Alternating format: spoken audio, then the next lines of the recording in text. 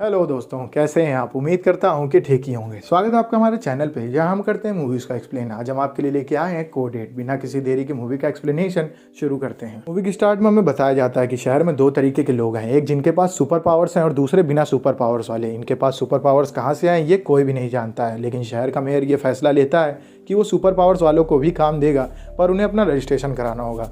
वो सब उनकी हेल्प करने लगे शहर को डेवलप करने में, और लिंकन सिटी अमेरिका का फास्टेस्ट ग्रोइंग सिटी बन गया। जिसके बाद वहाँ की टेक्नोलॉजी इतनी बढ़ गई कि उन्हें अब सुपर पावर वालों की ज़रूरत नहीं थी, और उन्होंने एक एक करके उन्हें काम से निकालना शुरू कर दिया। काम ना होने की वजह से वो सब चोरियाँ करने लगे, जिनसे बचने के लिए वहाँ की सिटी ने ड्रॉइड्स को बनाया, जो कि उनको पकड़ लिया करते थे, और उनकी पावर से भी उन्हें कुछ खास फर्क नहीं पड़ता था। बीच उन्होंने एक ड्रग को भी ईजाद किया जिसका नाम साइक हुआ करता था, और वो उनकी रीढ़ की हड्डी से बनता था। उसका नशा इतना खतरनाक होता था कि यूज़र अगर एक बार उसको कंज्यूम कर ले तो वो उससे कभी पार नहीं पा सकता था। बीच हम देखते हैं कि कॉनर अपनी माँ के साथ रहता है, जिसकी तबीयत बहुत ख़राब रहती है। उसकी माँ को कैंसर होता है और उसके इलाज कराने के पैसे कॉनर के पास नहीं होते हैं। वो अपनी माँ से बोलता है कि आज मैं इंटरव्यू देने जाऊँगा और मैं चाहूँगा कि मेरा इंटरव्यू में सिलेक्शन हो जाए, जिसके बाद मैं आपको ऑपरेशन करा सकूँ। कि माँ भी एक मॉल में काम किया करती थी। वो अपनी माँ को मॉल में छोड़ करके जाता है काम ढूंढने।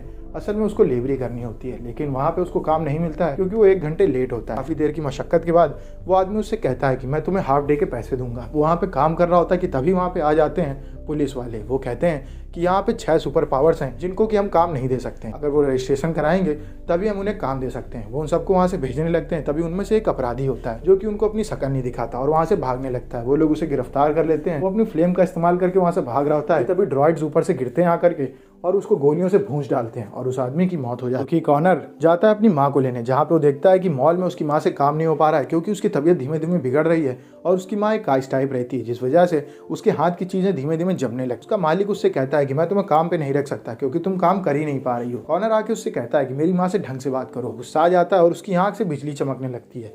वो आदमी उन दोनों को वहाँ से बाहर निकाल देता है और उसकी माँ को काम से भी निकाल देता है। उसकी माँ कॉनर के ऊपर काफ़ी गुस्सा आती है और कहती है अपने बाप के जैसे मत बनो। मैं तुमसे कहती हूँ अपनी शक्तियों का कभी इस्तेमाल ना करना।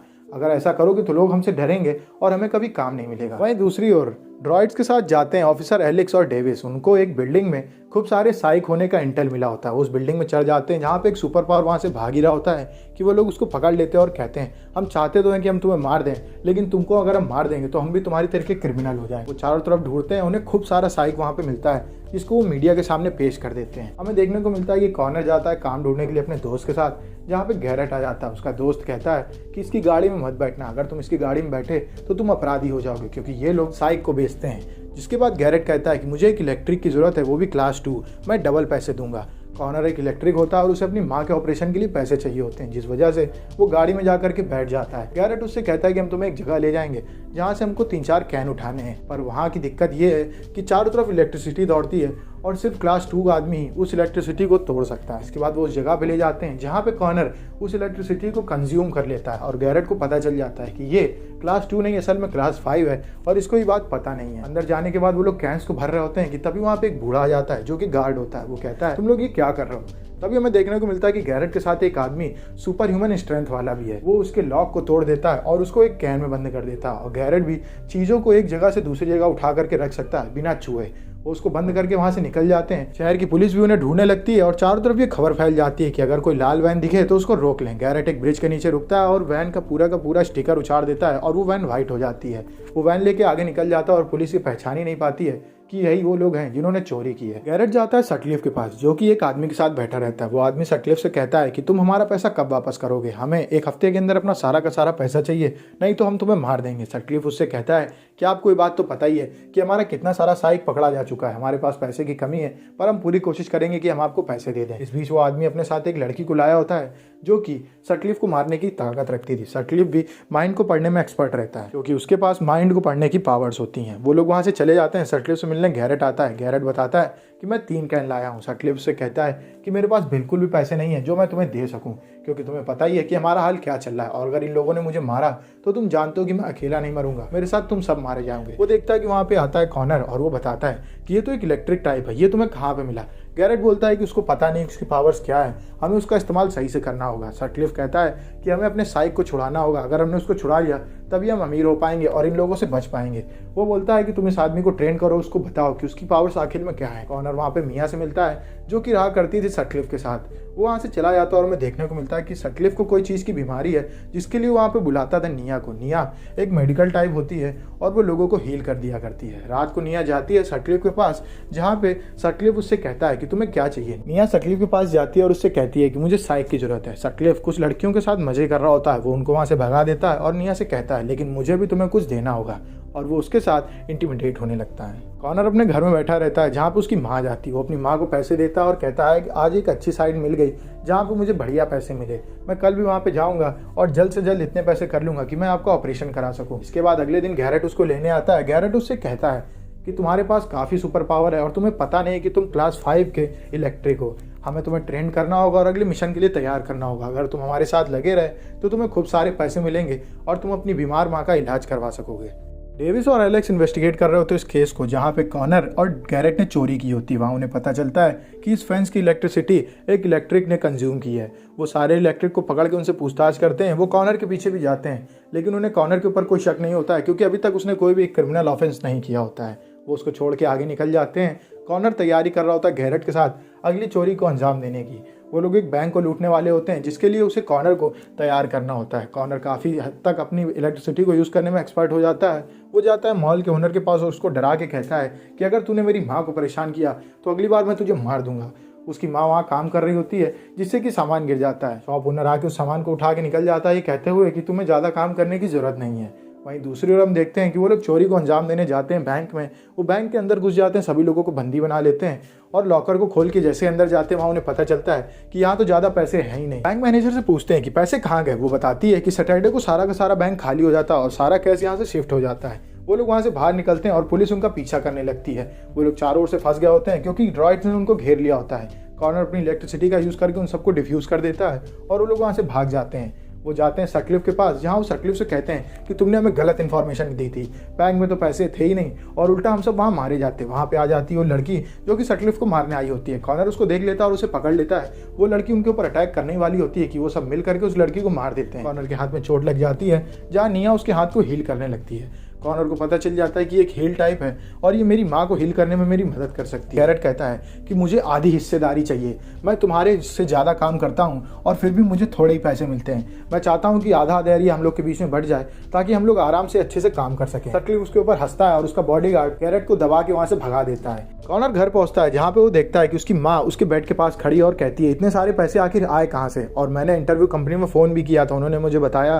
कि तुम वहाँ कभी इंटरव्यू देने गए नहीं थे, तुम आखिर कर क्या रहे हो। कॉर्नर कहता है कि मैं जो भी कर रहा हूँ आपको ठीक करने के लिए कर रहा हूँ, तो प्लीज़ मेरे ऊपर भरोसा रखिए। उसकी माँ उसके ऊपर चिल्लाने लगती है और वो बेहोश होकर के वहाँ गिर जाती है। कॉर्नर उसको लेकर के हॉस्पिटल जाता है जहाँ उसे पता चलता है कि उसकी माँ लास्ट स्टेज पे है और अगर उसका ऑपरेशन नहीं हुआ तो उसकी मौत पक्की है। वो वहाँ से बाहर निकलता है जहाँ डेविस और एलेक्स उसको पकड़ करके ले जाते हैं। वो उससे पूछताछ करते हैं लेकिन उनके पास कोई सबूत नहीं होता है। डेविस उससे कहता भी है कि तू अपने बाप की तरीके निकला, तेरा बाप भी एक चोर हुआ करता था और चोरी करते समय हमने उसको गोली मार दी और उसकी मौत हो गई। जिसके बाद कॉर्नर उनके ऊपर गुस्साने लगता है और उसकी आंखें बिजली में चमकने लगती हैं, लेकिन वो कुछ भी ना करते हुए वहाँ से निकल जाता है। डेविस कहता है हम उसको पकड़ क्यों नहीं लेते। एलेक्स कहता है हमारे पास कोई सबूत नहीं है कि ये सटक्लिफ के लिए काम करता है, लेकिन ये बात तो है कि यही वो आदमी है जो कि उसकी हेल्प कर रहा है, बस हमें सबूत चाहिए। वहाँ से आगे जाने के बाद कॉर्नर पहुँचता है गैरेट के पास। वो गैरेट से कहता है कि तुम्हें अपना आधा हिस्सा चाहिए तो मेरे पास एक प्लान है। वो लोग जाते हैं सटक्लिफ के पास जहाँ पे वो सटक्लिफ से कहता है कि मुझे निया चाहिए, बदले में मैं तुम्हें सारा का सारा साइक दूंगा और तुम्हें आधा हिस्सा देना होगा गैरेट को। सटक्लिफ उनकी बात मान जाता है क्योंकि काफ़ी ज़्यादा साइक चोरी हुआ होता है। वो लोग प्लान बनाते हैं जिसमें वो नो फ्लाइंग जोन में पकड़ेंगे उस वैन में जिसके अंदर होता है सारा का सारा साइक। निया गुस्सा आ जाती है कि कॉर्नर को बस वो इस वजह से चाहिए होती है क्योंकि वो हील कर सकती है। वो गुस्सा करके वहाँ से आगे निकल जाती है। वहीं दूसरी ओर लोग प्लान करते हैं चोरी का। आगे आती है साइक की गाड़ी जिसको कि वो लोग रोक लेते हैं और वो लोग चोरी करना शुरू कर देते हैं। वो सभी ऑफिसर्स को बंदी बना लेते हैं। तभी सटक्लिफ के आदमी उन्हें धोखा देते हुए उन ऑफिसर्स को गोली मार देते हैं और गैरेट की एक साथी को भी गोली मार देते हैं। गैरेट अपने साथी के साथ वहाँ से भाग रहा होता है जहाँ पे उसके साथी को भी गोली लगी होती है और उसकी मौत हो जाती है। कॉर्नर की हालत इतनी गड़बड़ हो गई होती है अपनी इलेक्ट्रिसिटी यूज़ करने की वजह से कि गैरेट उसको घसीटते घसीटते वहाँ से आगे जाता है। कॉनर ठीक होता है और वो देखता है कि कैसे सटक्लिफ ने उन सबको धोखा दिया है और उनके 2 साथी मारे जा चुके हैं। वहीं ड्रॉइड्स भी उन सबको चारों ओर ढूंढ रहे होते हैं और उनकी फोटो हर तरफ छप गई होती है। कॉनर जाता है अपने दोस्त के पास और उसको एक चिट देता है, जो कि वो जाकर के देता है एलेक्स को।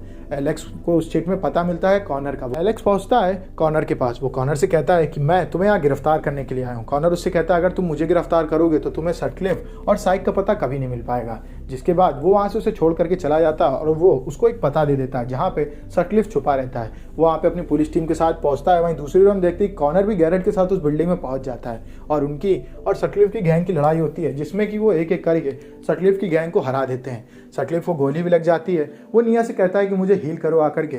निया उसको हील करने आती है, लेकिन वो गोली वहाँ से हटा देती है और कॉनर उसको गोली मार के वहाँ से भाग जाता है। गैरेट कहता है अब पूरा हिस्सा मेरा ही होगा। वो लोग वहाँ से भाग जाते हैं। पुलिस देखती है कि सटक्लिफ को किसी ने मार दिया है और वहाँ कोई भी नहीं है। वो निया को लेकर के अपनी माँ के पास जाता है और उससे कहता है तुम्हें मेरी माँ को हील करना होगा। निया कहती है ये इस तरीके से काम नहीं करता है, अगर मैं तुम्हारी माँ को हील करूँगी तो मैं कैंसर की मरीज हो जाऊंगी। जिसके बाद वो फिर भी कहता है प्लीज़ थोड़ा तो हील करो। वो उसकी माँ को हील करने लगती है और कॉनर देखता है कि उसकी माँ की तबीयत भी बिगड़ रही है और निया की हाल भी बिगड़ गए। वो निया को पीछे कर देता है और उसकी माँ की मौत हो जाती है। कॉनर इस बात पे यकीन कर लेता है कि अब वो अपनी माँ को नहीं बचा सकता था। वो निया से कहता है इस गाड़ी को लो और यहाँ से आगे निकल जाओ। वो उसको वहाँ से हटा देता है और कॉनर अब गुमनामी की ज़िंदगी जीने लगता है। वहीं दूसरी ओर गैरेट अब पूरे इलाके का मालिक होता है और मूवी यहीं पर ख़त्म हो जाती है। अगर आपको वीडियो अच्छी लगे तो वीडियो को लाइक करें, चैनल को सब्सक्राइब करें। मिलते हैं आपसे नेक्स्ट वीडियो में, तब तक के लिए stay safe, stay healthy, bye bye.